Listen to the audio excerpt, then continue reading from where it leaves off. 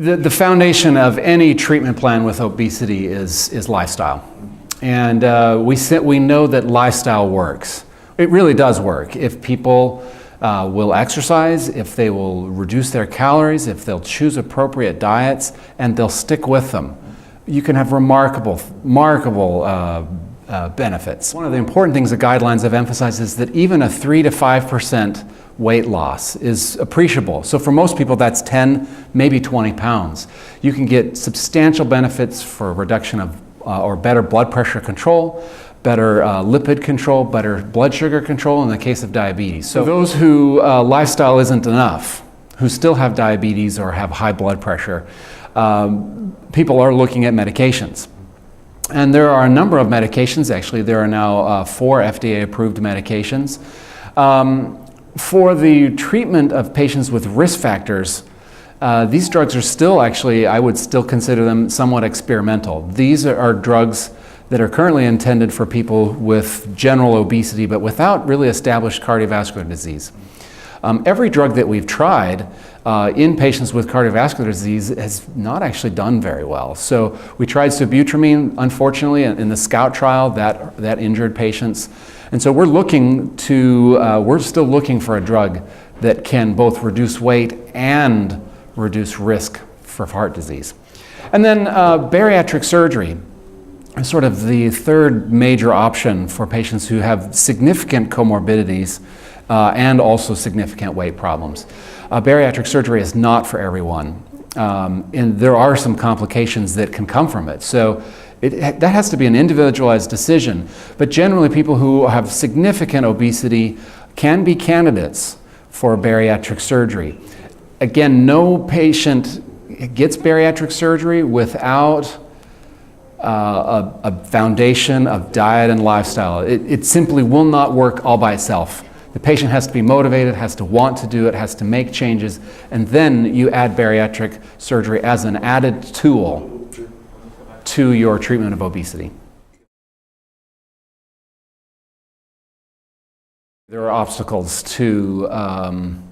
for patients. There are resource obstacles, there are time obstacles. In many cases, there are not enough emotional resources. And that's really unfortunate. And I mean, again, in a good weight loss center, they actually address all of those. They address lifestyle, they address education, they address all those psychosocial comorbidities. They can address those kinds of things. Now, there's Weight Watchers almost in every city across the United States. So there are some options. Ultimately, the best treatment for obesity is to never get it.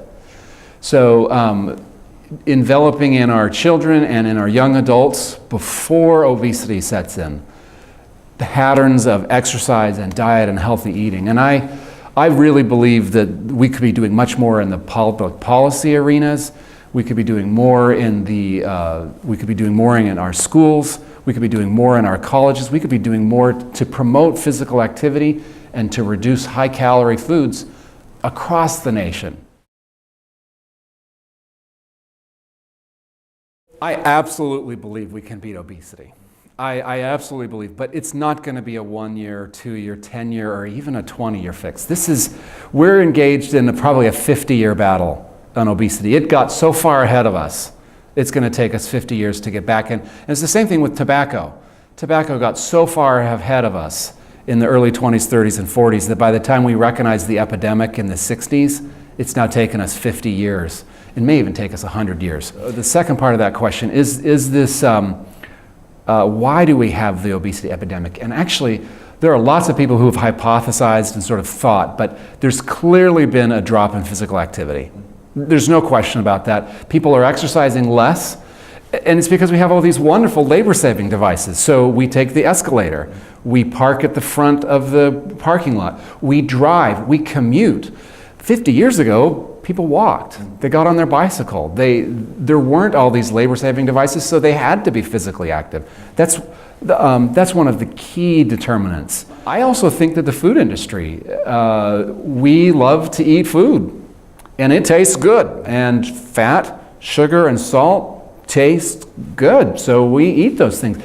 It doesn't mean that general foods can't be healthy, or that healthy foods can't taste good. There's some also contributions to our high stress, high energy lifestyles where we're not eating breakfast, we're not taking time for ourselves, we're not taking time to sit down and eat a meal as a family. I mean, these are some of the simple things that we can do that people could do right away. And sleeping well, even sleeping, poor sleep deprivation has been shown to contribute to the obesity epidemic. So there are a lot of contributors to the obesity epidemic, but I do believe we can beat this. It's just going to be 50 years.